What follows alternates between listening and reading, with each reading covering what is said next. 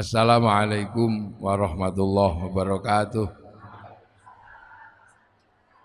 Bismillah, alhamdulillah, wassalatu wassalamu ala rasulillah Sayyidina Muhammad ibn Abdillah wa ala alihi wa ashabihi wa azwajihi wa dhurriyyatihi wa ahli baitihi wa man tabi'ahum bi ihsan ila yaumil qiyamah. Alhamdulillah, kita ini masih punya pelajaran dari pelajaran yang paling tua yang diberikan Allah kepada manusia. Jadi bulan puasa ini adalah pelajaran lama yang selalu diajarkan kepada manusia. Makanya Allah menyatakan dalam firman-Nya, kama kutiba 'alal ladzina min qablikum, seperti orang dulu aku wajibkan puasa. Jadi yang puasa itu bukan cuma generasi kita, orang dulu juga disuruh puasa. Nabi Adam puasa dikenal dengan nama Ayyamul Bid sama Ayyamus Sud, hari terang, tanggal 13, 14, 15 rembulan, 27, 28, 29 rembulan. Nabi Idris diajari puasa, tapi tidak bernyawa makanannya, mutih kalau orang sekarang. Nabi Nuh motong kayu sampai membuat kayu dalam keadaan puasa. Nabi Ibrahim puasa. Nabi Musa naik ke Gunung Tursina puasa. Nabi Dawud sehari puasa, sehari tidak. Nabi Isa puasa, Nabi Muhammad dan umatnya juga disuruh puasa. Makanya karena puasa ini peribadatan kuno, kama kutiba 'alal ladzina min qablikum, maka hampir seluruh manusia mengenal puasa. Dan puasa ini ternyata tidak cuma orang Islam yang menjalankan. Jadi puasa ini ternyata karena puasa ini peribadatan lama, maka tidak cuma umat Islam yang puasa. Agama kuno namanya Zoroaster, punya Tuhan dua, Ahriman sama Ahura Mazda. Nabinya namanya Zarathustra, ajarannya nihilisme, itu juga puasa. Tuhan terang Ahriman ini kalau kelahi sama Tuhan gelap, kalau Tuhan terang itu menang, maka terjadi gerhana bulan. Orang Zoroaster puasa 3 bulan. Kalau Tuhan terang yang kalah, gerhana matahari, puasa 3 bulan. Nah, orang Zoroaster ini punah karena terus agamanya berubah menjadi penyembah api yang di dalam Al-Quran dikenal dengan nama Majus atau Majusi, menyembah api. Orang Majusi juga punah karena Raja Majusi yang terakhir yang namanya Rustum masuk Islam, karena diislamkan sama Sayyidina Ali, ngambil menantu Sayyidina Husain. Karena orang Majusi masuk Islam, maka tidak lagi menyembah api, tapi orang Majusi menaruh api di bangunan tinggi namanya Manaro. Begitu masuk Islam, apinya dibuang, Manaronya ditaruh di depan masjid. Akhirnya masjid Persia punya Manaro, dan seluruh kaum muslimin melihat Manaro di depan masjid itu bagus, maka kaum muslimin berlomba-lomba bikin Manaro yang akhirnya sampai di Indonesia bernama Menara. Itu sumbangan dari orang Majus, dari Majusi. Nah, orang Hindu juga diajarkan puasa, namanya upawasa. Upawasa itu enggak makan, enggak minum, enggak menyentuh perempuan. Untuk apa? Jalan menuju moksa. Karena yang terbaik dari Hindu adalah mati tanpa material, hilang raga, hilang sukma, namanya moksa. Agar bisa moksa, ibadah terakhir setelah Upanishad, setelah kabumian adalah upawasa. Enggak makan, enggak minum, dan enggak menyentuh perempuan. Nanti hilang secara material.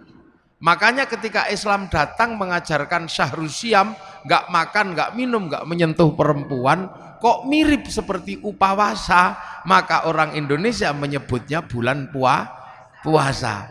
Itu istilahnya. Orang Yahudi, orang Buddha juga diajari puasa. Kalau pengen mendapatkan penyempurnaan 8 jalan menuju nirwana, harus puasa di bawah pohon bodhi dengan pakai kain selempang dalemannya tanpa jahitan. Orang Yahudi puasa, kalau peringatan Yom Kippur juga puasa. Orang Nasrani kalau Jumat Agung sebelum Paskah juga diajarkan puasa. Jadi puasa ini adalah milik semua agama, cuman caranya berbeda. Jadi makanya kalau kemudian halal bihalal ini mempertemukan seluruh umat beragama yang berbeda, pasti nyambung karena urusannya dengan puasa.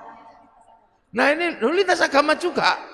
Loh ya nyambung kalau dalam urusan puasa karena semua agama mengenal puasa.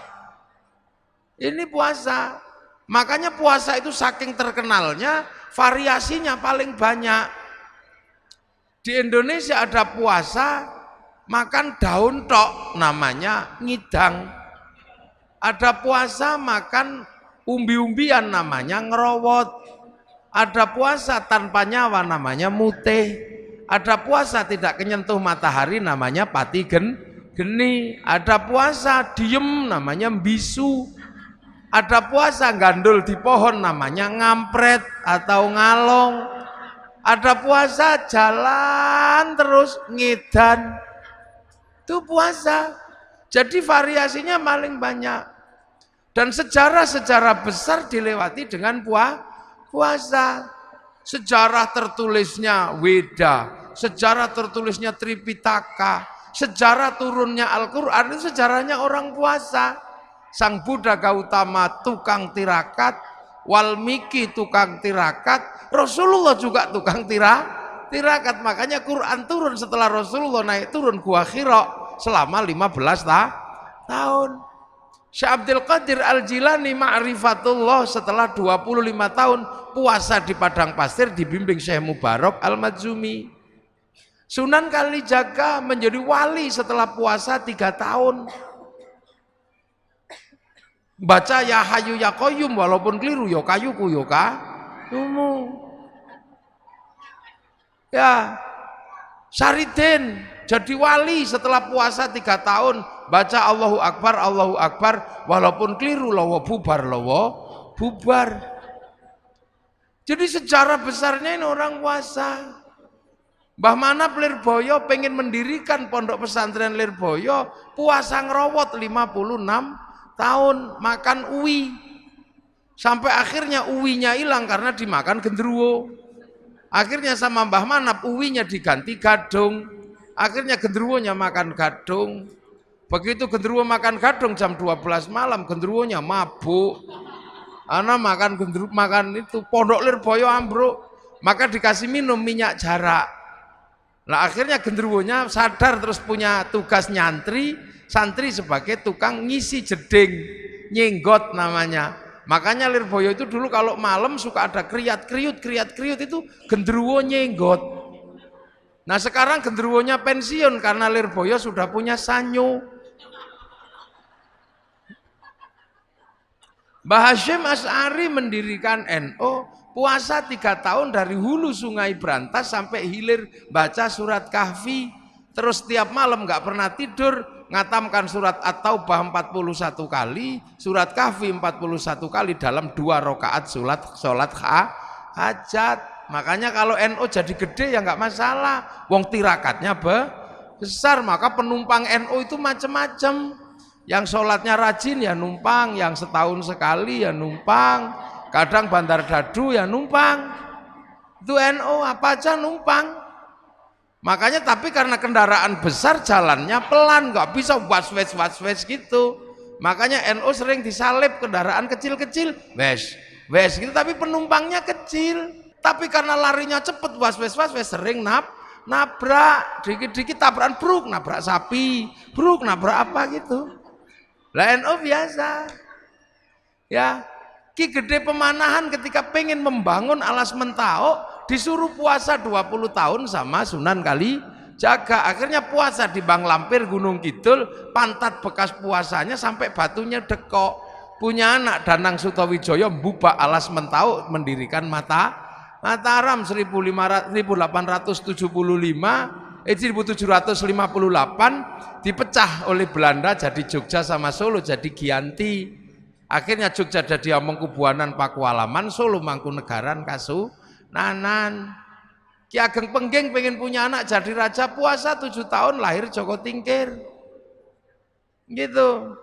Nah calon Raja Mataram nggak mau jadi raja, namanya Bagus Harun. Karena pengen melahirkan anak jadi raja tapi alim. Maka Bagus Harun keluar dari kerajaan, puasa di daerah Pagotan Ponorogo, belakang pabrik gula. Tirakan di samping sumur. Sumur yang dipuasani, naik airnya 7 meter pas 27 Ramadan. Oh aku entuk Lailatul Qadar. Karena sumur yang menghasilkan Lailatul Qadar, maka sumurnya disebut sumur 1000 wulan. Orang sekarang menyebutnya Sewulan, maka kampungnya dikenal dengan kampung Sewulan. Raden Bagus Harun punya anak, ganasnya luar biasa, perempuan, fatayat. Enggak ada yang berani nikahi dia saking kerasnya, sampai dikenal dengan nama Nyi Ageng Alap. Enggak ada yang berani nikah, dinikahi Raden Santri, punya anak Mbah Maktum, lahir punya anak Mbah Maklum, Mbah Tafsiran, ada Mbah Kolyub, ada Mbah Ilyas, nikah punya anak Mbah Nafiqoh. Perempuan galaknya luar biasa. Gak ada yang berani nikah, dinikah sama Kiai Hashim Asy'ari, nikah sama Nyai lahir Kiai Wahid Hashim, nikah sama Nyai Solikah binti Bisri Sansuri, lahir anak Abdurrahman Wahid, seorang presiden Indonesia walaupun 2 tahun. Nah, ini tirakat semua mboknya itu dulu. Di Jogja ada orang nggak terlalu pinter namanya Sukirah. Pengen punya anak jadi raja, padahal bukan keturunan raja. Tetangganya cuma bilang paling kamu nanti jadi rajanya ketoprak anakmu. Tapi nekat puasa Bu Sukira 9 bulan, pengen punya anak jadi raja, ya Allah ya Allah. Keluar anaknya laki-laki jemblok keriting, dikasih nama Soeharto, jadi presiden 32 tahun. Loh itu makanya dulu orang itu kalau punya hajat besar, senjatanya puasa. Laki-laki mencintai perempuan paling cantik sak fatayat, kok ditolak? Puasa kalau laki-laki dulu, iya. Masuk masjid, baca ya Rahmanu ya Rahim, 7 hari 7 malam, I love you. Kalau nggak percaya dibalik, perempuan mencintai laki-laki paling ganteng, puasa, baca ya Rahmanu ya Rahim. Kalau nggak santri, cari pohon besar, bacanya Sunnah Mata Kaji, hajiku jaran goyang tak goyang, ya I love you. Loh, itu puasa. Jadi puasa itu menghasilkan energi yang aneh. Orang pengen kuat, puasa, baca la haula wala quwata illa billah. Tapi juga bisa kuat, baca Sunnah Mata Kaji, hajiku Bandung Bondo, puasa. Pengen kaya, puasa bisa, ya Fatahu ya Rozak, sholat duha. Kalau nggak mau ya Fatahu ya Rozak, puasa di gunung Kawi, pulang ya kaya. Dia puasa. Loh makanya puasa ini punya energi yang universal. Tidak perlu Islam, tidak perlu baik, seperti yang dinyatakan oleh Yai Said. Hikmah itu tidak pandang bulu. Dan puasa itu mampu melahirkan hikmah tersendiri. Dukun santet kalau puasanya kuat, santetnya juga teksek. Dia. Makanya ini puasa. Dulu nenek moyang kita hobinya puasa. Dan yang ngerti puasa bukan cuma manusia. Ayam juga ngerti puasa. Ayam itu kalau mau neteskan telurnya puasa 21 hari. Telurnya netes. Ulat kalau mau terbang jadi kupu-kupu puasa, jadi kepompong, nanti terbang jadi kupu-kupu. Ular kalau mau ganti kulit puasa 41 hari. Mudah-mudahan puasa kita seperti puasa ulat. Habis puasa terbang jadi kupu-kupu. Jangan kayak puasanya ular. Habis keluar ular lagi. Habis ganti kulit ular lagi. Nenek moyang kita kuat-kuat dulu. Iya kuat-kuat. Bisanya cuman semelai Rahman Rahim. Tapi sakit gigi sembuh. Dukun bayi senjatanya cuman kuoto, tapi tirakatnya kuat, bus gitu keluar. Makanya nenek moyang kita nggak ada takutnya. Dan puasa ini bisa pakai apa saja. Santet pakai puasa ya kuat. Bahkan cari nomor pun pakai puasa juga tembus. Nah, ini puasa. SDSB. Makanya nenek moyang kita ketemu singa. Oh gitu singanya. Kita cuman kalau ke singanya pergi. Sakit gigi sembuh. Begitu sekarang orang takut puasa, bismillahirrahmanirrahim, basin tok. Lah ya makanya dulu orang enggak pernah takut apapun. Bambu runcing sama tentara enggak takut. Sekarang jangankan sama tentara Belanda, jangankan sama singa, orang sekarang sama melinjo takut. Moga-moga melinjo dan kenapa? Asam urat. Orang sekarang penakut. Orang ayam itu makanan manusia. Begitu ayamnya pilek, manusianya ketularan. Lu burung. Orang sekarang ketemu santan takut. Enggak. Kolesterol. Manusia jadi penakut karena punya senjata dari Allah enggak pernah dipakai. Dengar puasa. Puasa lagi. Akhirnya remuk tubuh manusia modern, rentan sekali manusia modern ini. Akhirnya kalau sudah rentan pasrah sama dokter, masuk rumah sakit. Begitu masuk rumah sakit, dokternya nggak lupa, kamu tak operasi tapi puasa dulu ya. Nah ya dokter mau nangani dengan cara puasa. Loh, makanya kita ini diajarkan puasa. Makanya enak ibu-ibu itu sekarang. Walaupun nggak puasa full, ada puasa enteng-entengan sekarang. Namanya diet. Diet. Nah, diet kalau keterusan dead.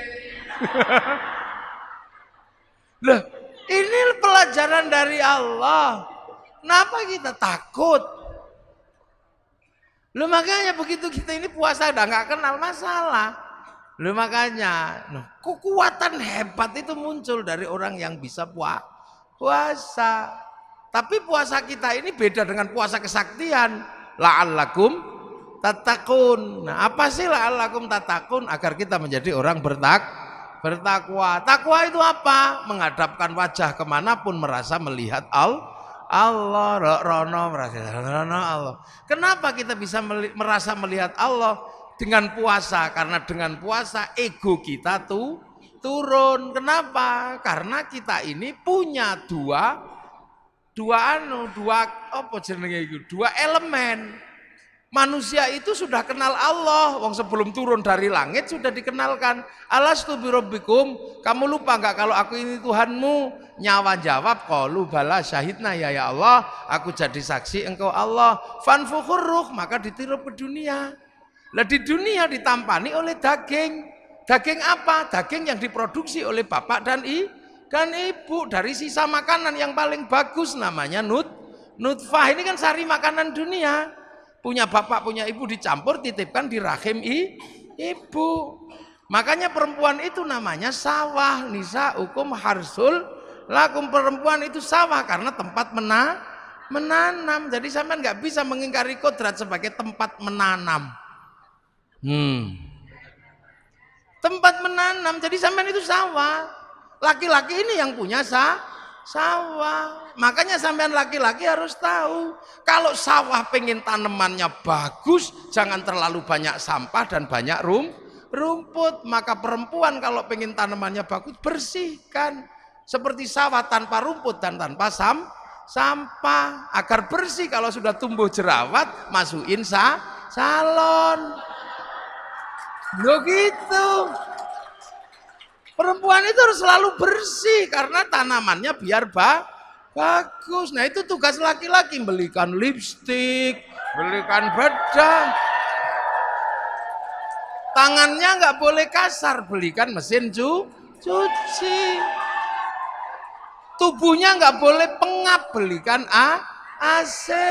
Loh, makanya qawwamuna 'alan Nisa itu nggak boleh dilupakan, kadang ini nggak disampaikan kepada seorang laki-laki, makanya karena kiainya biasanya laki-laki.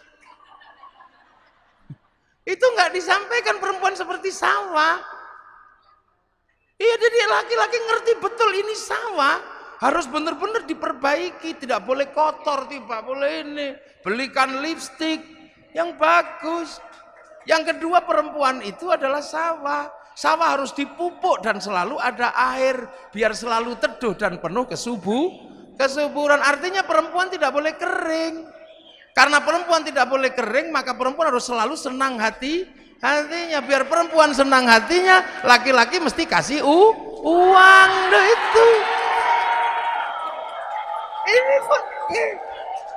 Ini sebab pembelajaran buat laki-laki ini. Iya ini. Nggak apa-apa biar dia belajar. Iya ini pembelajaran. Biar nanti pulang ngomong sama suaminya, kata kiai, saya ini sawah, saya terima ditanami, tapi tolong dong airi dan kasih kesuburan, gitu. Perempuan itu sawah, kalau lagi ditanami nggak boleh dibakar, maka perempuan nggak boleh dimarahi, harus dikasih sayangi, lo bener. Lo iya, kalau perempuan dimarahi emosi. Kalau emosi jantungnya ini di bawah payudara, jantungnya panas, payudaranya mendidih. Air susu nih ibarat santan blondo. Diminum bayi beler. Makanya kalau teteknya nggak sehat, bayinya bengek. Maka ada istilah tetek bengek.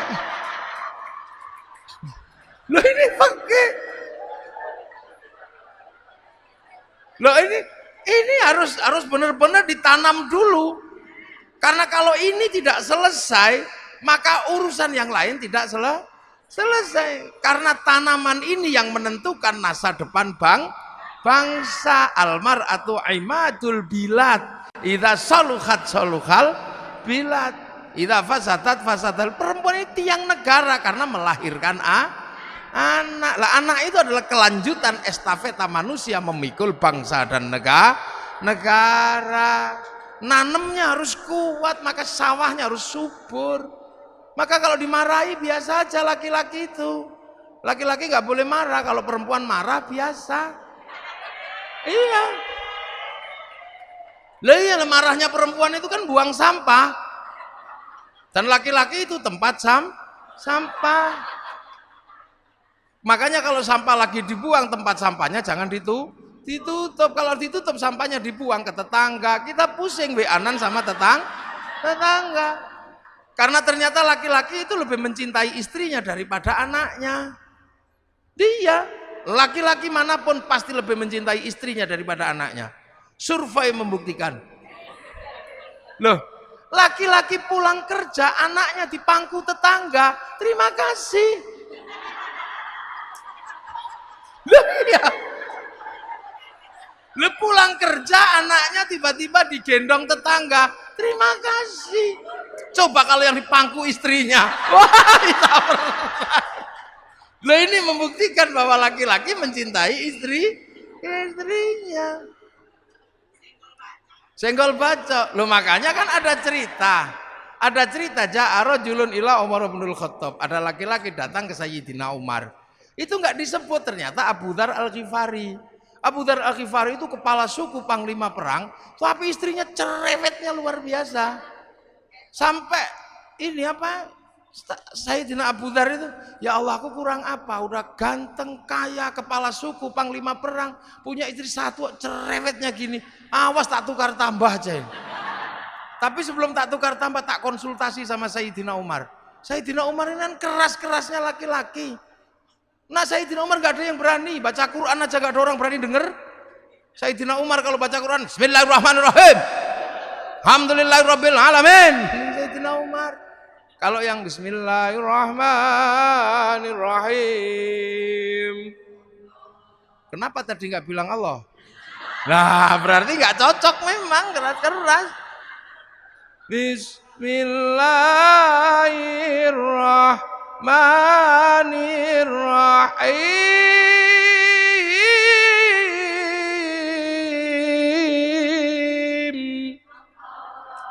itu Sayyidina Ali. Kalau Sayyidina Umar, Bismillahirrahmanirrahim.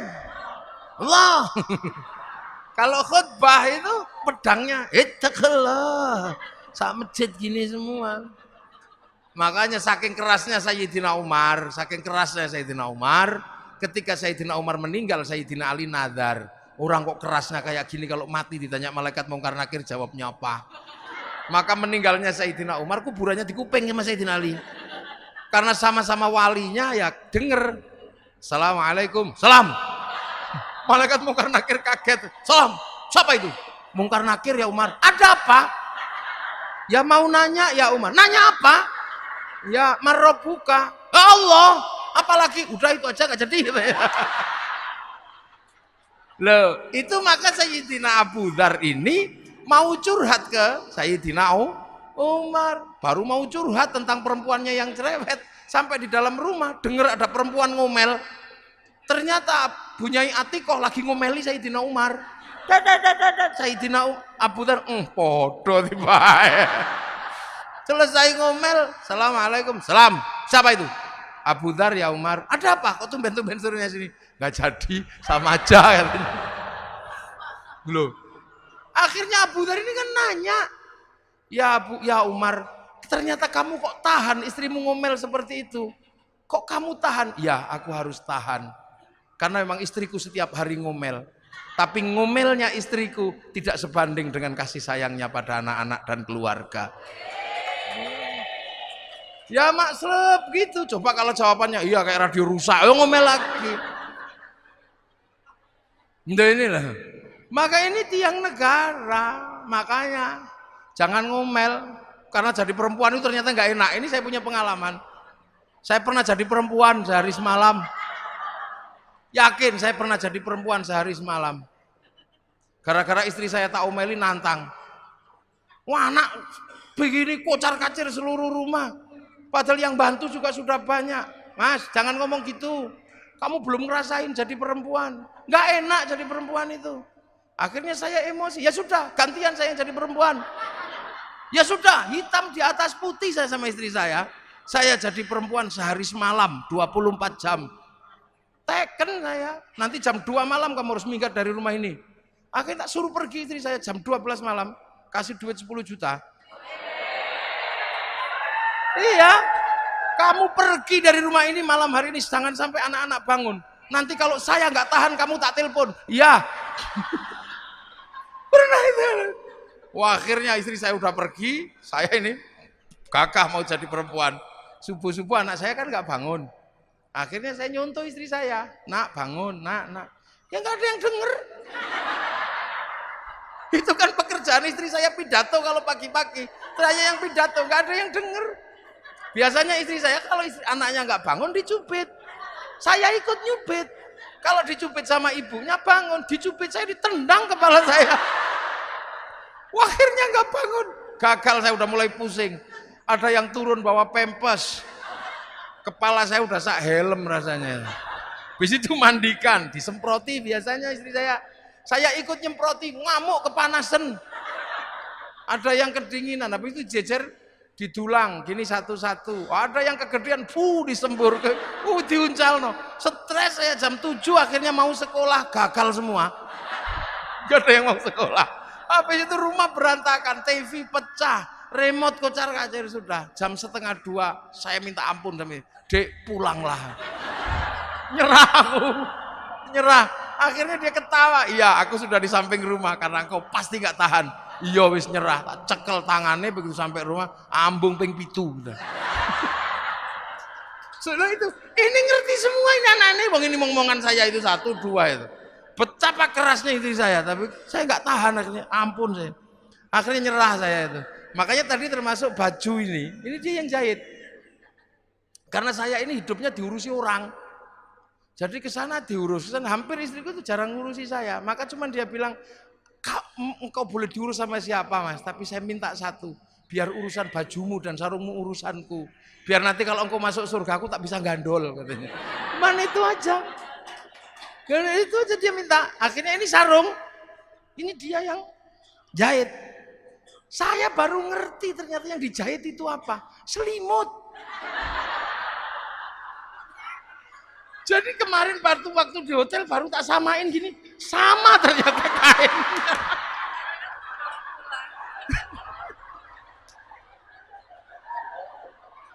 Jadi dia punya kebiasaan beli selimut untuk digelar di ranjang itu. Nanti setelah itu dia cuci, terus dijadikan sarung ini. Katanya. Biar kemanapun kau selalu mengingatku katanya. Iya. Makanya saya itu gak bisa marah sama istri saya. Sekali saya marah itu kapok saya. Dia marah kapok saya. Dek dandan yang cantik, ya mas. Karena pagi nanti kawinan santri, gak boleh kau kalah cantik. Dandan habis subuh. Jam 7 keluar rumah menurut saya udah paling cantik. Naik mobil di depan, samping ini sopir santri namanya Arifin. Anak saya di belakang sama istri saya di depan. Tak lihat dari spion, oh cantiknya. Tapi begitu sampai di perempatan lampu merah, ada perempuan cantiknya luar biasa. Mulut saya nyerondong, ya Allah, ayune taiku.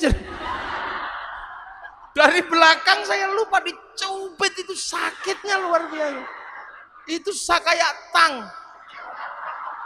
3 tahun yang lalu saya masih kerasa sampai hari ini sakit-sakitnya. Sambil ngomel nangis itu bedaknya rusak itu. Dasar mata laki-laki. Ada saya aja berani memuji perempuan lain. Oh no, nangis saya. Iya dek sepurane. Gak ada maaf. Perempuan sudah tersembunyi masih bisa dilihat. Aku mau bilang enggak ya enggak mungkin dong terlanjur ngomong. Akhirnya saya dengan gaya laki-laki, iya dek. Saya memang tadi melihat perempuan cantik di dalam mobil yang tersembunyi itu. Iya mata laki-laki. Iya karena aku laki-laki. Perempuan cantik dimanapun yang tersembunyi sekalipun aku pasti tahu. Karena kalau aku nggak mampu melihat perempuan yang cantik dan tersembunyi, mana mungkin dulu aku menemukanmu.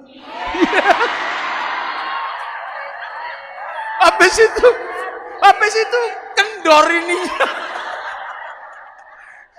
Loh iya. Coba kalau nanti nggak percaya tanya sama istri saya itu benar-benar terjadi ini. Jadi jangan sampai perempuan itu marah karena nggak boleh dibakar hatinya. Karena ini generasi berikutnya tergantung perempuan. Maka Allah itu kasih berkah kepada perempuan itu beda dengan laki-laki. Karena perempuan itu menumbuhkan generasi. Perempuan salaman sama suaminya cium tangan dapat pahalanya Hajar Aswad. Laki-laki cuma salaman tekor. Perempuan tidur di samping suaminya dapat pahala sholat di depan Ka'bah. Laki-laki cuma dapat pahala tidur aja. Makanya nanti kalau pulang cari Hajar Aswadnya ya. Lo kok Hajar Aswadku panun. Lihat hamil. Itu melangkah 1 langkah dapat pahalanya jihad fisabilillah. Makan siang dihitung puasa. Tidur malam dihitung tahajud. Menyusui 1 cecepan pahalanya 100. Kalau anaknya dablek sampai 6 tahun berapa pahalanya? Loh Allah kasih, makanya perempuan itu berkahnya tidak habis habis. 1 elusan perempuan terhadap anaknya 1.000.000 saraf kebaikan bangkit.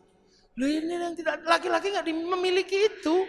Laki-laki harus perang beneran, laki-laki harus kelahi beneran baru dapat jihad. Kalau perempuan enak, makanya perempuan ini dipersiapkan oleh Allah untuk menjadi tulang punggung masa depan bangsa, dan fatayat berada di situ. Maka fatayat tidak boleh lupa ini harus dibangun secara baik, diperlakukan dengan baik ya, tidak boleh ada kekerasan, tidak boleh ada penghinaan, karena dari sinilah akan lahir generasi-generasi yang akan menjadi baik buruknya bangsa. Loh itu maka saya paling tidak suka kalau ada laki-laki kejam dikit sama perempuan, tak tempiling benti sama saya. Dia salah, pasti imamnya dulu yang salah, pemimpinnya dulu, sopirnya belok, biasanya penumpangnya ikut belok. Nah, kok tekan wong wedok ini. Nah, kita balik lagi puasa.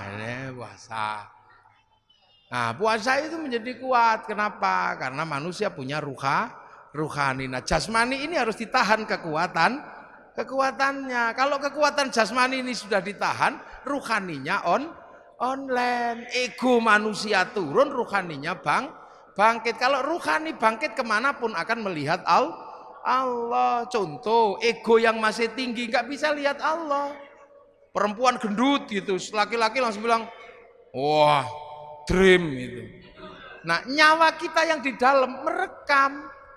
Karena manusia itu sebenarnya punya titipannya nyawa, persis seperti padi, persis seperti pisang. Pisang itu punya titipan pisang yang harus dikelola oleh pohon pisang. Beras itu tergantung pohon padi. Sama seperti syuting itu. Syuting itu hidup untuk tengok saya sana sini. Itu kasihkan bekal namanya memori. Nanti setelah ngerekam saya, syutingnya dibanting, nggak masalah. Yang penting memorinya masih ada. Beras juga sama, walaupun nanti pohon pohon padinya nggak ada, selagi berasnya masih ada, masuk laboratorium rekamannya ada organik atau bukan organik. Manusia juga nanti jasadnya ini sama, pergi. Tapi kalau nyawanya kembali pada Allah, rekamannya juga masih ada. Nah, tugas jasad ini memberikan rekaman yang baik. Kalau egonya tinggi, rekamannya pasti jelek. Istri gendut gitu, drem, ngerekamnya drem. Tapi kalau egonya sudah turun, rekamannya pasti bagus. Istri gendut, alhamdulillah, istriku gendut, nggak tak kasih makan seminggu juga masih hidup. Rekamannya Allah. Nah, iya, sendal hilang gitu. Kalau egonya tinggi, oh kambing ini. Akhirnya yang direkam adalah kambing. Tapi kalau egonya turun, sandalnya hilang, masya Allah. Akhirnya direkam masya Allah. Berarti begitu besok rekamannya dikembalikan pada Allah. Loh kok ada kambingnya? Karena pernah rekam kambing dipanggil. Beng, kok kamu ada dalam rekaman hati orang ini? Ya Allah, dia mitnah saya nyuri sendal. Padahal kan dia tahu nggak ada kambing nyuri sendal. Saya nggak terima, neraka. Makanya orang kalau egonya turun, rekamannya Allah. Lihat ayam naik masjid, alhamdulillah. Alhamdulillah ya Allah, ayam naik masjid. Kok belum begitu jerot, alhamdulillah ya Allah, santriku bisa praktek toharoh, membersihkan telek dari atas masjid. Karena kalau tidak ada telek naik ke masjid, santri nggak bisa praktek toharoh, wong kiai nggak boleh bawa telek ke atas masjid tuh. Rekamannya Allah terus. Makanya orang ini kalau puasanya kuat, rekamannya Allah lah adanya. Kalau sudah rekamannya Allah, sistem online-nya ya tinggal share it. Nah itu hikmah muncul itu dari situ. Nah itu makanya ego itu hati-hati, bisa menjauhkan kita dari Allah. Contoh Bu Ketum ya, Bu Ketum. Mbak Anggi aslinya mana? Sragen. Nah di Sragen itu ada ayam goreng. Jaya Sragen itu ada ayam goreng. Mungkin karena sudah lama di Jakarta, pengen ayam goreng Sragen. Sampai rumah karena liburan nggak ada ayam goreng itu. Karena nggak ada ayam goreng maka merindukan ayam goreng Sragen. Saking kangennya kemana-mana bayangkan ayam goreng aja ngiler. Saking ngilernya nggak tahu main ke rumahnya Pak Bupati. Ada ayam goreng yang diinginkan. Hati-hati, jangan dimakan. Itu bisa haram. Kenapa? Karena didorong oleh nafsu selama 1 minggu pengen ayam goreng. Begitu dimakan nikmatnya luar biasa. Akhirnya pergi ke rumahnya Pak Camat, ada ayam goreng yang sama. Karena sudah tidak terlalu kepengen, begitu monggo silahkan. Enggak. Akhirnya kemakan juga. Begitu kemakan, enak tempatnya Pak Bupati, karena udah nggak kepengen. Begitu sampean bilang enak tempatnya Pak Bupati, ribut sama Allah. Wong hari ini dibagi yang itu, kok masih nggak terima membayangkan yang kemarin. La in syakartum la azidannakum, wa la in kafartum inna adzabi lasyadid. Makanya kiai-kiai pendiri bangsa ini kalem-kalem. Karena tirakatnya kuat-kuat, makanya hanya Allah. Lihat orang Yahudi, oh juga bikinan Allah. Lihat orang Nasrani, oh juga bikinan Allah. Lihat apa saja. Makanya orang NU itu tenang. Enggak pikut, hancurkan Yahudi. Yang enggak lah, orang Yahudi juga berandil pada umat Islam. Kalau umat Islam Indonesia pergi haji, yang bikinkan pesawat juga orang Yahudi. Kalau Yahudinya mati, berenang kita. Loh, perempuan-perempuan ini menjadi cantik karena orang Prancis yang bisa bikin bedak dan parfum. Agamanya apa? Ya orang Prancis yang ngerti. Kalau nggak ada orang Prancis yang bisa bikin bedak dan bikin parfum, kita kembali ke bedak Jakarta, beras ditumbuk ya blonteng semua. Lah itu makanya Rasulullah cuma menyatakan mayyuridillahu bihi khairan yufaqihu fiddin. Siapa yang dikehendaki baik oleh Allah dikasih ngerti urusan agama. Khairon di situ nakiroh. Khairon itu kalau nakiroh maknanya khairon kamilan, kebaikan yang sempurna. Manusia nggak sempurna, maka nggak mungkin punya kebaikan yang berdiri sendiri. Contoh sekarang yang paling baik siapa? Tadi Kiai Said. Begitu Kiai Said pergi, yang paling baik siapa? Saya. Iya, saya yang paling baik, dikasih mic ngomel sesukanya enak karena paling baik. Tapi saya nggak boleh ngomong paling baik, sebab kebaikan saya menjadi ada di sini karena Mbak Anggi bikin acara fatayat. Kalau nggak ada acara fatayat, saya nggak terlihat baik di sini. Nah, kalau sudah baik seperti itu, siapa yang baik? Ya ribut, kata Mbak Anggi, ya saya. Kata saya, ya saya. Kalau saya nggak datang, jelek acaramu Mbak. Ya gitu. Jadi itu baru 2 udah ribut kebaikan itu. Apalagi kalau sampean ikut-ikutan. Kami yang paling baik. Karena kalau kami nggak ada di sini semua, yang ada cuma di atas, cek sound. Loh, kita ini udah nggak usah ribut. Kita indah makan ini saja sudah Allahumma barik lana. Kenapa bukan barikli kok barik lana? Karena urusan makanan itu melibatkan banyak orang. Yang nanam siapa, yang masak siapa, yang bikin sabluk siapa, yang bikin api siapa, yang bikin bumbu siapa, yang ngulek-ulek siapa, yang bikin cobek siapa.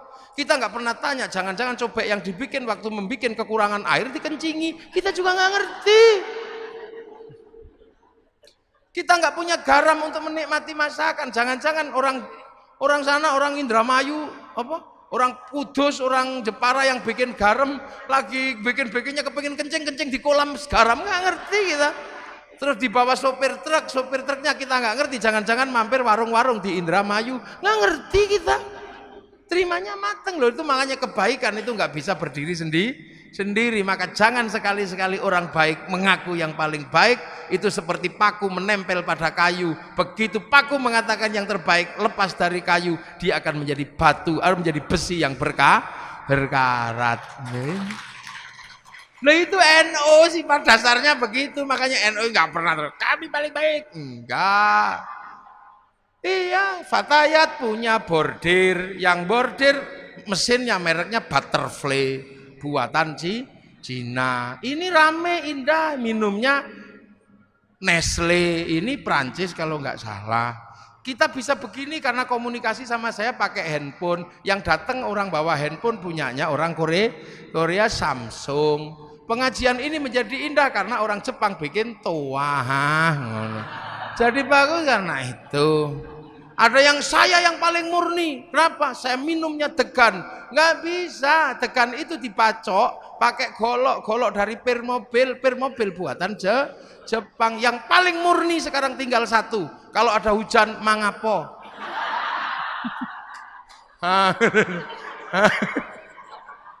Loh, sifat dasar NU dan Kiai itu seperti itu. Maka jangan salah paham. Itu loh, ada orang mana. Orang Eropa yang gagahnya seperti itu. Kalau musim panas, musim dingin lari ke Indonesia. Kalau musim gugur dia cari buah dari Indonesia, dari negara yang biasa aja. Jadi nah inilah kehidupan kita, mudah-mudahan halal bihalal kita kali ini menjadi makna baru bahwa kehidupan manusia adalah kehidupan bersama yang nggak mungkin dipisah-pisah, bahwa kebersamaan itu tercermin dari Indonesia dan berhasil dengan cara seperti ini. Hasilnya apa? Arab satu bangsa pecah jadi puluhan negara, Eropa satu bangsa pecah puluhan negara, kita puluhan bangsa mampu bersatu dalam satu negara kesatuan Republik Indonesia. Demikian yang bisa saya sampaikan, semoga ada manfaatnya. Assalamualaikum warahmatullahi wabarakatuh.